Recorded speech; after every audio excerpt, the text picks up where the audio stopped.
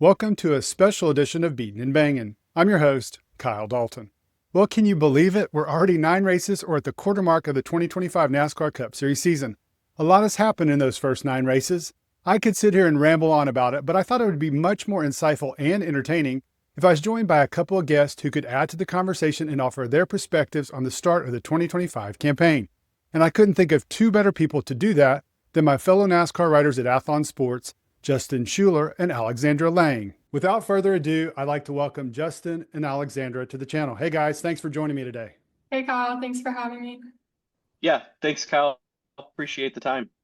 So I wanted, instead of just jumping straight into talking about the first 9 races or the first quarter of the season, I really want to just focus specifically initially on what happened at Bristol. And so, Alexandra, I know that you had a unique experience because you were there.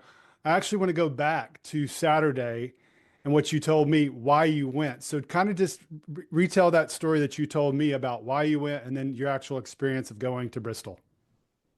Yeah, so my boyfriend and I were watching practice and qualifying on Saturday, and we saw how much the tires were wearing, and we were like, it's going to be a repeat of spring 2024 race, and it's going to be crazy. So we were like, let's find some cheap tickets. We went to the race. We drove like a few hours from Charlotte, and from like the first 30 laps, you could just immediately tell like the tires weren't falling off like we thought they were going to. Yeah.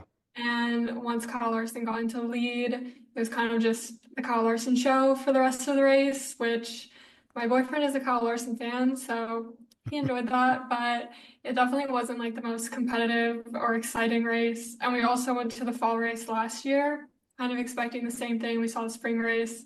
We're like, fall should be crazy too. We didn't get that. And then again last weekend, same thing. So I don't know, maybe we'll try again next year for round 3. Okay. So, Justin, kind of just retell, you didn't go, but just kind of give me your experience and what you thought, because I've obviously shared in my Monday video what I thought about the race. So kind of share your experience and your opinion of it. Yeah, I think it's just tough to not ignore everything that's been going on over the last several years with Bristol. I remember Bristol having a wait list for tickets. I don't know if Yeah. anyone else remembers that, but a lot of the older fans will remember that getting to a Bristol race was like a highlight of a lifetime. Um, they've resurfaced it. We've introduced the next gen car. We tried putting dirt on it. It's lost a lot of that lackluster, and I think we need to find a way to get that back again. Whether it be that we have the progressive banking go away or something else. I mean, there's so many things that need to change. I don't think it's just a one-time thing or a one change solution here. You know, people are pointing, oh, well, just do more horsepower or just do a narrower tire or something like that. I think it's really going to be to fix Bristol and to get it back to its glory days. You're going to have to do all of the above. I really do believe that. So we'll hopefully see. I know NASCAR has said, especially this past week on Sirius XM, that they are all ears for solving this problem. So now is the time than ever before to speak as loud as you can. Well, I heard Larry Mack on Monday. I actually wrote a story about it, I think yesterday, saying that he's heard rumblings that there are actually changes in the works. They're thinking, that he didn't have any specifics, but he said he's heard that they're talking about it. I'm just going to throw this out there to the both of you. We're not going to move on to the next subject just yet because I saw Ryan Vargas say something about it, and then I saw Chase Briscoe said something about it yesterday on X or Monday about trying dirt. I know that there's a dividing line between drivers going no dirt, yes dirt, fans same way, and I understand that people want a dirt track that's purpose built. But from my perspective, quite frankly, I enjoyed the hell out of the racing. And Christopher Bell talked about how it was fun. The latter race, the third race, was the more entertaining, and he said it acted like a true dirt race. So I'll put it out there for the both of you: dirt or no? I mean, I feel like it could be fun and it could like maybe get some more people out there to see what it's going to be like, but I don't know if NASCAR should necessarily be like relying on the dirt to make Bristol an exciting track again. Fair, totally fair. What about you, Justin? Yeah, I agree with that. I think if you're going to have a dirt race, it needs to be at a track that's purpose built for dirt. No throwing shade on the few races that we had with Bristol on dirt. I think those are very unique, and those will be some nice highlights here in the next couple decades or so. But if we're going to really look at something long term for dirt, I'd love to see the tracks that have some of the bigger races every year, hosting a cup race, or even just let's start like what we're doing with Rockingham this Sure. weekend. Let's just start with Xfinity and Truck and do that not just once or twice, but let's do it for a few years. Let's lock something in for a decade and see how that looks. But I think Bristol on dirt, I just don't think that's going to work long term. Sure. That makes complete sense. All right, so now let's move on to our next topic, and that is in these first 9 races, 8 of the 9 have been won by Joe Gibbs Racing or Hendrick Motorsports. So we know Bell won 3, Hamlin won 2, Larson's won 2, William Byron started the season winning the Daytona 500, and then we have Josh Berry as our outlier winning for the Wood Brothers. So I'm just kind of curious, the other 2 drivers at HMS, Chase Elliott and Alex Bowman, and the other 2 drivers at Joe Gibbs Racing, Ty Gibbs and Chase Briscoe. Both Ty and Chase have been on a pretty good stretch here the last 3 weeks. I was looking at Ty's chart and it's steadily gone down from, I think he was in the 20s every race before. Now he's been in the top, he was in the 15s and now he's been top 10s the last 2 races. Chase has had 3 out of his last 4 have been pretty good. Going to the other Chase and Elliott, as we'll talk about later, he's on a winless streak, but he's been Mr. Consistency. I find it really interesting both last year and this year. Through the first 9 races, he is the only Cup Series driver that doesn't have a finish 21st or worse. The only one out of the whole series. So he's been consistent. He hasn't shown really race-winning pace. Alex Bowman had the engine failure at Bristol on Sunday, and then he's had a couple of bad races before that. So out of those, I know it's just the Gen 7 car, and as we've gotten further along, the teams have figured it out. So kind of give me your thoughts out of those four drivers. Who do you think has the best chance of getting into victory lane? And just kind of give me your assessment of the season and how those 2 teams have been really dominant. So let's start with you, Justin. Yeah, it's a good question, and I think it's kind of been a little bit of a surprise, especially like with the likes of Chase Elliott and maybe even Ty Gibbs. You could throw into that with how rough of a start he's had this season, Right. which really kind of really boiled over from last year as well.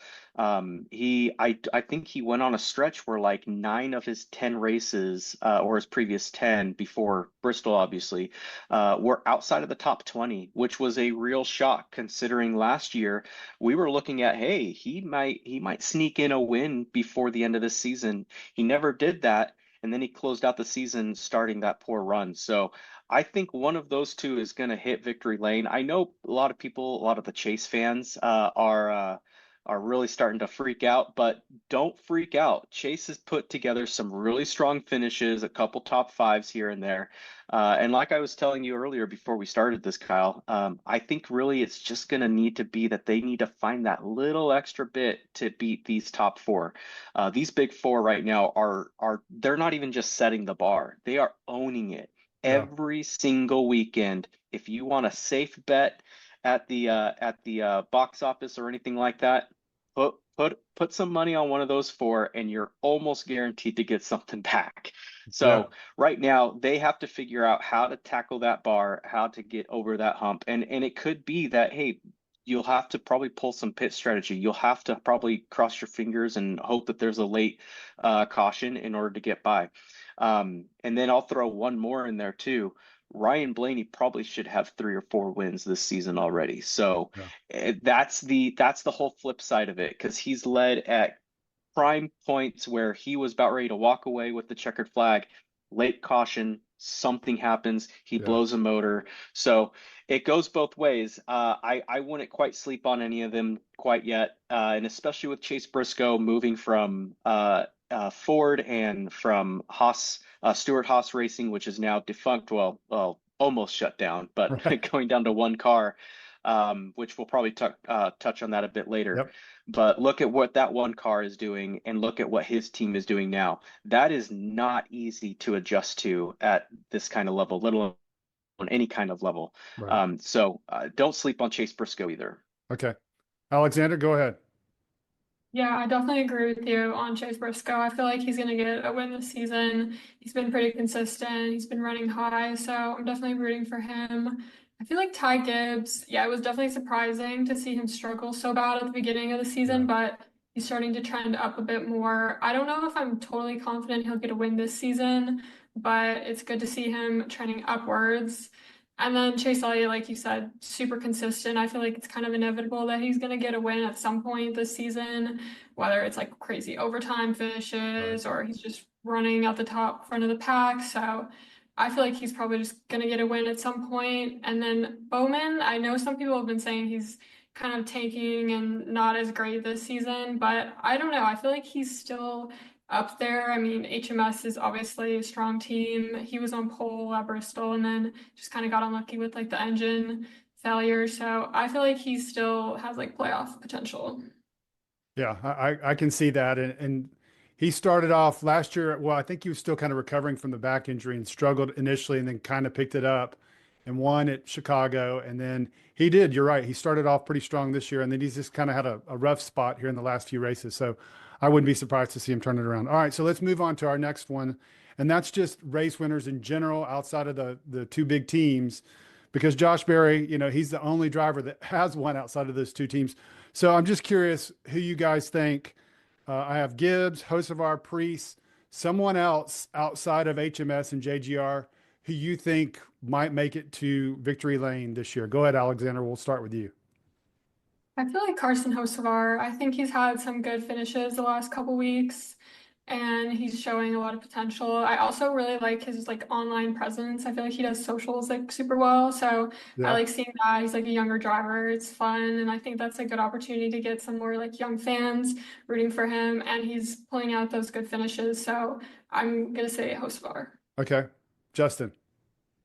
Yeah, you can't sleep on Hocevar, obviously, and then Right. we talked about Ty Gibbs earlier too. I'm going to throw one other one out there too. Let's not forget he was brought into this series to win solely on road courses. So SVG is going to get not just one, but he will get two road courses this year. And that's the only reason he was brought in. Like he obviously is a big name from Australia. He's won multiple championships in the Supercar series, and he's going to showcase that on the road courses and on the street courses. Don't sleep on that 88 just yet. I know he hasn't really performed that well on the ovals, which is totally understandable. I think everybody expected that. But we're going to see the exact opposite. He's going to set the pace at all these road courses coming up here shortly. Yeah, that's a fair point. I completely agree. All right, let's go on to the next one. And so we'll start with you on this one, Justin. The biggest disappointments and surprises this year, and I think you could just really focus for an example on one team, and that's RFK. That being Ryan Preece has really looked strong to start in this first quarter of the season. Conversely, his team owner or team co-owner, Brad Keselowski, has really struggled. So those two, I would say, are surprises in a good way for Preece and a bad way, disappointment for Keselowski. Justin, give me a surprise and disappointment that you've seen this so far this through the first nine races.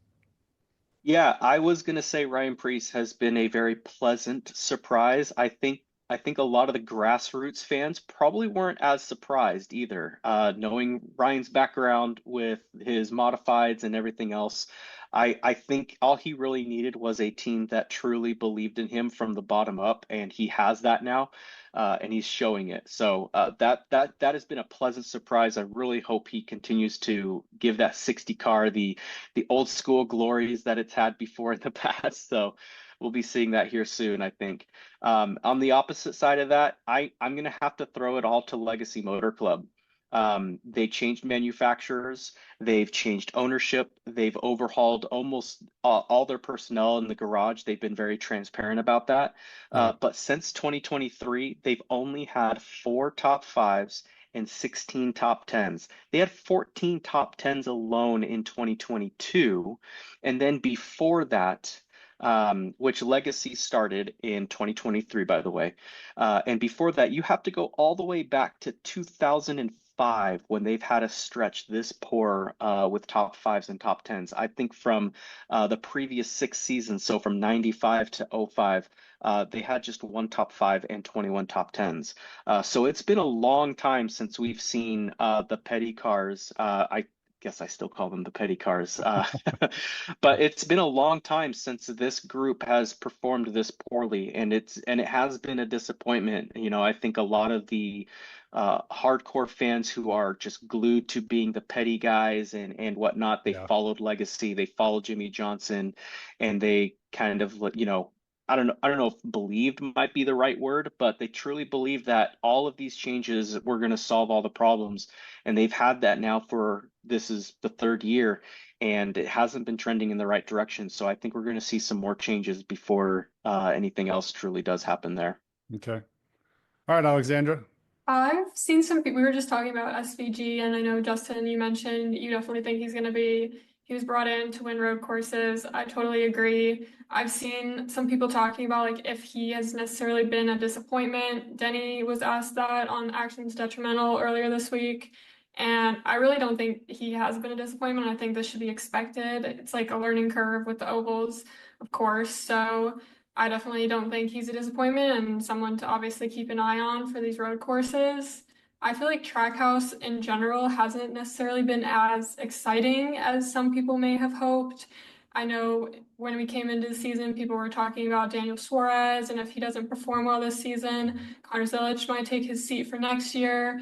So he has struggled a bit this season. I know he's had some unlucky moments, but he really hasn't run super well. So I think that will be an interesting topic as we get closer to the end of the season. But I am really excited about Connor Zilic. I think he's a great driver, also a good personality. So I'm excited to see more from him. I really find it interesting. You mentioned the personalities, and that's a really Mhm. interesting component because as a younger fan, you see it from that way, and that's because that's how they connect with the fans is through their social media and all that. So I really find that interesting to hear you say that, and you've said it twice now. So that's kind of neat to see the difference in how you see the races as not only just a race and they're good drivers, but their personality. So that's kind of cool to see a different perspective. All right, let's move on to our next topic, and that's active winless streaks. Okay, so I put a list together. Justin Haley is at the top at 150, and then below that, we've got Bubba Wallace and Eric Jones are at 88, and then Kyle Busch is at 66. Further down the list, Brad Keselowski's at 32. Chase Elliott is at 36. So a complete chronological Cup Series year, he's gone without winning a race. So I'm just curious, out of those names that I just listed to you guys, who do you think has the best chance of breaking that streak? And just talk about maybe why you believe that, because some of those guys mentioned have run pretty well to start the season. Go ahead. Let's start with you, Alexandra. I feel like Kyle Busch is due for a win this year. I feel like he's really been fighting hard. He's been at the front for a few races, and I feel like it's just not like him to not win. He had that streak for so long, and I feel like he probably personally is like really hoping for a win. I think that would do a lot for like his confidence going forward. So I'm gonna put my bet on him. Okay. Justin. Yeah, Kyle Busch is definitely due. I'm gonna have to go for the other low-hanging fruit because I think there's two names that you picked there that were kind of easy for us. So I'm gonna go for the other one and say Chase Elliott. He's already got multiple top tens. He's led laps. He's been up front, competing for those wins. And again, I think really it's just gonna come down to either some fuel strategy or pit strategy or a late race caution to overcome those big four right now. All right. I think those are both good picks. All right. And our last topic that we're going to talk about is the next quarter. So to the halfway point to the 18th race of the season. So obviously we've got HMS and JGR have been dominant through the first 9 races.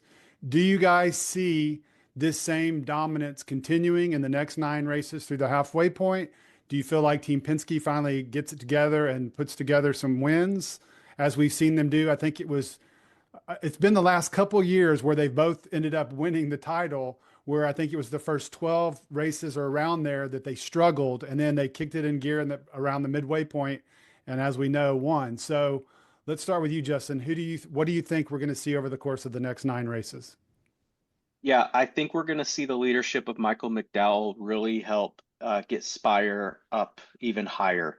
They've had so many great qualifying runs this year. They've had fantastic finishes compared to their previous years. And I think you're either going to see him or Justin or Carson ending up getting a win, whether it be by just pure domination or, like I said, maybe some late race shenanigans. But Michael's really brought a lot to Spire that I don't think a lot of people have realized, because that performance of that team has gone from, so-so to okay to good, and now we're starting to see them do great things. So I wouldn't be surprised if by sometime the end of June or July Right. is this next quarter that we'll see a Spire car in victory lane for the Cup Series. Okay. All right, Alexandra. I'm gonna say Team Penske is gonna definitely pick it up in this next quarter. Like Justin said earlier, Blaney has been super close to a bunch of wins, and I feel like he Yeah. gets unlucky all the time. Even like going back to last season, he had a lot of unlucky moments. So I feel like they're just due for a win coming up. And I also think we're getting into some more interesting tracks as we head into summer, some super speedways, road courses, Chicago street race. So I definitely think that has potential to get a winner outside of like these top four main guys. So definitely excited to see what's going to come.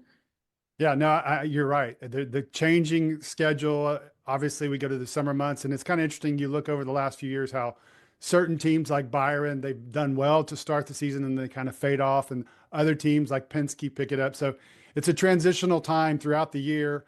That's why I love every week on Wednesdays, I typically do my last 5 races, and it's really kind of interesting to see who's running well, kind of a what have you done for me lately in those last 5 races, and then you can see who's not. And so, as y'all mentioned a few minutes ago, Ty Gibbs stunk it up for the first 5 races, and now he's in the last 3 or 4 races, he's done really well. So it'll be interesting to see what happens, of course, over the course of the next 9 races to the halfway point. So, guys, I really appreciate you taking the time to visit with me and share your insights and expertise on the series through the first quarter of the season.